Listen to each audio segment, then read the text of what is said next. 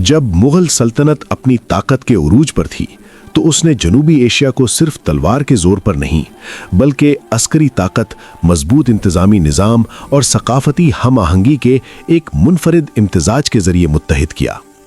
ये इत्तेहाद महज फतूहात तक महदूद नहीं था बल्कि एक ऐसा निज़ाम था जिसने पूरे बर्रे सगीर को एक मरकज़ के तहत जोड़ दिया। मुगलों के इस इत्तेहाद के चंद अहम पहलू कुछ यूं थे। सबसे पहले अस्करी बरतरी और जदीद जंगी फन। मुगल सल्तनत की बुनियाद ही जदीद असलहे पर रखी गई।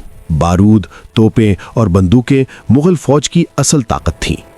बाबर ने पानीपत की पहली जंग में उस्मानी माहिरीन की मदद से तोपखाने और मुनज़्ज़म जंगी सफ़बंदी इस्तेमाल की, जिसके नतीजे में अददी एतबार से बड़ी फौज को शिकस्त हुई।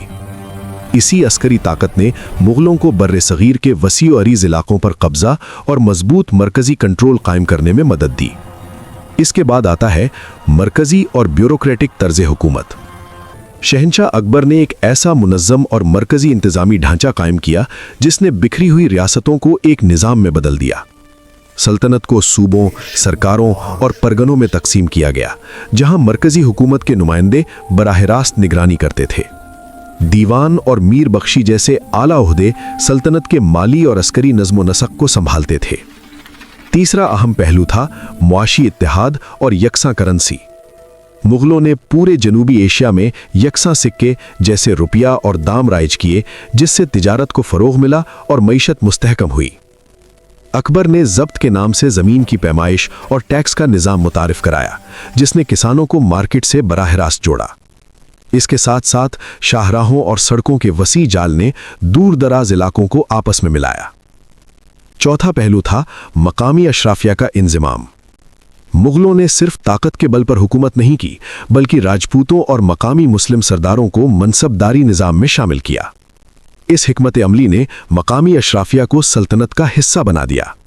यहाँ तक कि औरंगज़ेब के दौर में मुगल ब्यूरोक्रेसी में हिंदुओं की तादाद पहले से भी ज़्यादा हो चुकी थी। पांचवां अहम उन्सुर था मुश्तरका सियासी सकाफत और ज़बान। फ़ारसी ज़बान को दफ्तरी और दरबारी ज़बान के तौर पर अपनाया गया, जिसने मुख्तलिफ इलाकों के दरमियान एक मुश्तरका सियासी और सकाफती रिश्ता कायम किया। हिंद फ़ारसी सकाफत ने फ़न तामीर, अदब और तर्ज़ ज़िंदगी के ज़रिए पूरे बर्रे सगीर में एक यगानगत पैदा की। और आखिर में मजहबी रवादारी और समाजी पॉलिसियाँ।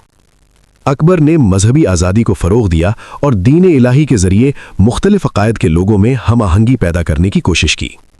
अगरचे औरंगज़ेब के दौर में पॉलिसियाँ ज़्यादा मजहबी हो गईं, लेकिन मुग़लों का बुनियादी मकसद हमेशा यही रहा कि मुख्तलिफ तबकों को एक मुश्तरका शनाख्त के तहत बादशाह की वफ़ादारी में जोड़ा जाए। यूं मुग़ल सल्तनत एक वसी और अरीज़ कालीन की मानिंद थी, जिसमें मुख्तलिफ रंगों, नस्लों और सकाफ़तों के धागों को एक मजबूत इंतज़ामी निज़ाम और मुश्तरका तहज़ीब के ज़रिए बुनकर जनूबी एशिया की एक मुत्तहिद तस्वीर तख्लीक की गई।